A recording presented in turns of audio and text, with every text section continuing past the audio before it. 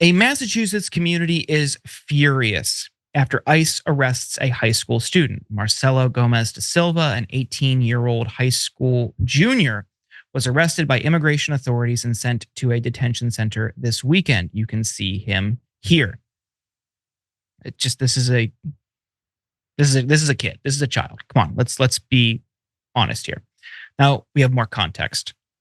Gomes Da Silva was driving his father's car on his way to volleyball practice with some of his teammates Saturday morning when immigration authorities stopped him. Immigration authorities made the traffic stop because they were looking for Gomes Da Silva's father, who was unlawfully present in the country, according to Todd Lyons, acting director of U.S. Immigration and Customs Enforcement. After learning Gomes Da Silva was also unlawfully present in the U.S., ICE officers took him into custody, Lyons said Monday at a news conference. Gomes Da Silva was born in Brazil, but has attended Milford public schools since he was 6 years old, friends said. An ICE spokesperson told NBC News in an email statement Monday afternoon that Gomes Da Silva remains in ICE custody pending removal proceedings. In addition to Gomes Da Silva, a number of parents and school community members have been detained by ICE in recent weeks, according to Kevin McIntyre, superintendent of Milford Public Schools.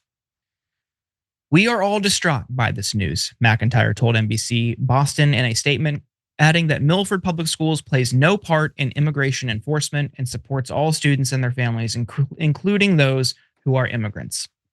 They are members of the community, students in our classrooms, athletes that compete representing Milford, musicians, artists, friends, and neighbors. We will do everything in our power to support our students and families during these difficult times. Gomes Da Silva's girlfriend said she spoke with him on the phone after he was detained Saturday. He told her immigration authorities, quote, put chains around his ankles, on his wrists. Still, she said this while she was still in her red graduation gown. I haven't spoken to him since. I don't know how he's doing. I don't understand why Marcelo was targeted. He's been in Milford all his life. Even the local police were shocked by this, and to get any police officer to express moral outrage is a surprise. Milford police said it was not involved, claiming ICE did not notify the department of the arrest. Marcelo is somebody that we don't know. So what does that tell you? If I don't know you, if my officers don't know you, there's a reason we don't know you. It's because you're probably not a troublemaker, Chief Robert Tusino told NBC Boston.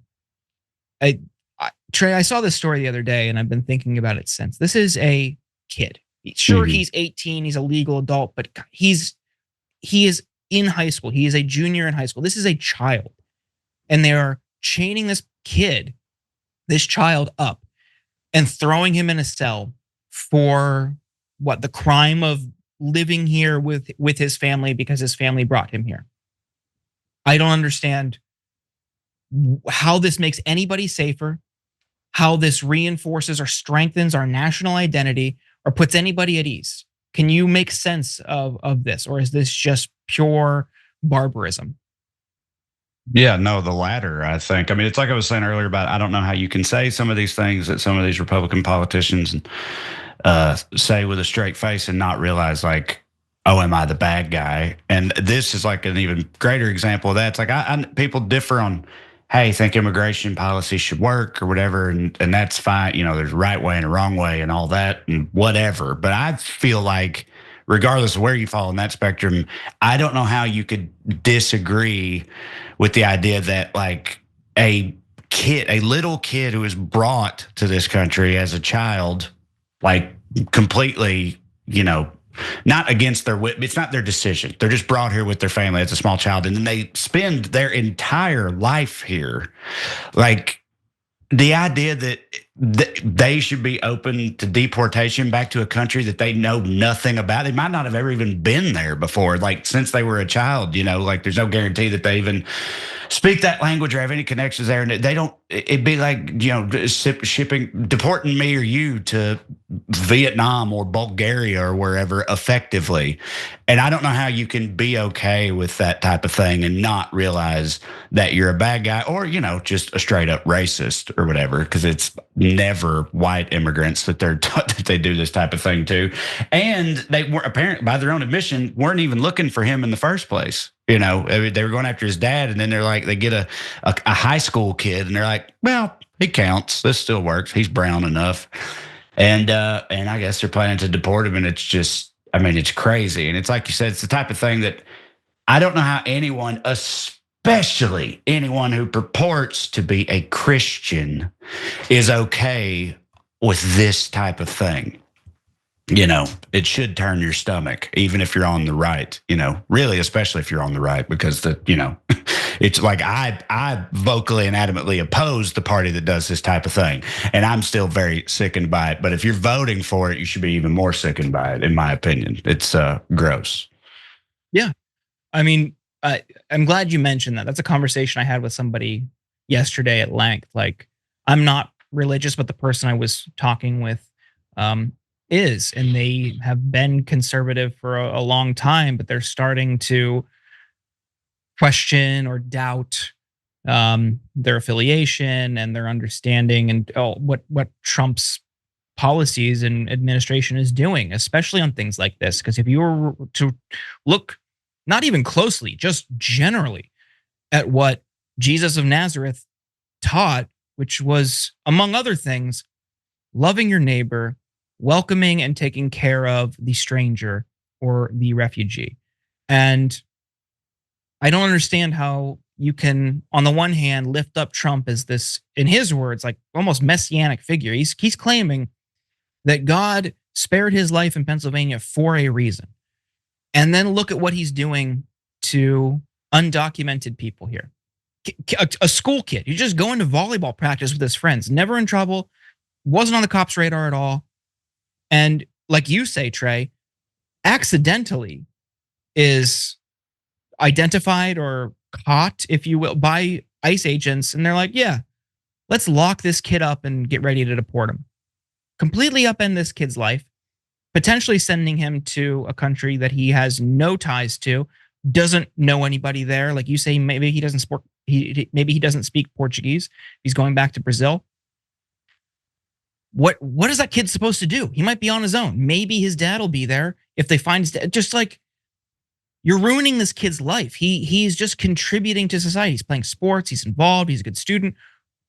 What is the point of this? And I think, like you say, it's antithetical to what they claim their religion is. And there's this blind spot whenever it comes to looking out for the vulnerable, especially from Christians on the right. They don't seem to care about any of that. They really just seem to like the prosperity part of it. Oh, God will make you rich. You give some to the church, he'll pay it back tenfold. That seems to be the part that they really like. I don't remember applying it to other things. The big, beautiful bill, cutting Medicaid, cutting SNAP, making people go hungry as a result of losing their SNAP benefits, starving people. People who lose their Medicaid will not be eligible under the work requirements, will not be eligible for getting a marketplace plan on the ACA under the life circumstance exemption. So they will just not have health insurance. I don't remember there being any caveats to care or having your needs met in the Bible. Did I miss something in there? Was there something in the gospel where Jesus like, well, yeah, we got a means test. You have to work to get care. Was that part of it? I don't know this, Trae. No, it definitely was not. You said they loved the prosperity part, and that's the thing is, that's not even actually part of it. Like that's that's made up by Oral Roberts and those guys in the middle of the last century, like just made up whole cloth. He literally said that he, like 100-foot tall vision of Jesus came to him and told him to go buy a Buick. Or I'm not making that up. It's something like that. And that's how he realized that Jesus wants you to be rich or whatever. And that just appeals to a lot of Americans, baser mentality, but that's not founded in biblical reality or whatever. The whole easier for a camel to fit through an eye of the needle than a rich man to get into heaven, and Jesus flipping over the tables of the money changers in the temple and all this. Like, it's very, again, I'm not a Christian either, and even I know this stuff. It's like very explicitly anti that. And like you said, even when you take that framing, the things that they do still don't match up. It doesn't make their policies don't make these people rich. So even like that part of it, I think it's just, if you're Christian, you're right, and if you're right, you're good, and if you're good, it's just like a group that they're in, and they all agree with each other, and it's not about the actual teachings of Jesus or anything like that, and hasn't been in a long time. And also, very quickly, just saying it, I know it goes without saying, or it should, but these ICE agents, like, I don't know how they sleep at night. It's crazy to me, and they're cowards too. They've always got their faces covered and stuff. It's like they know what they're doing is shameful, but they still seem to really love it. And it's like, I just don't know. Yeah, I don't know how you can live with yourself.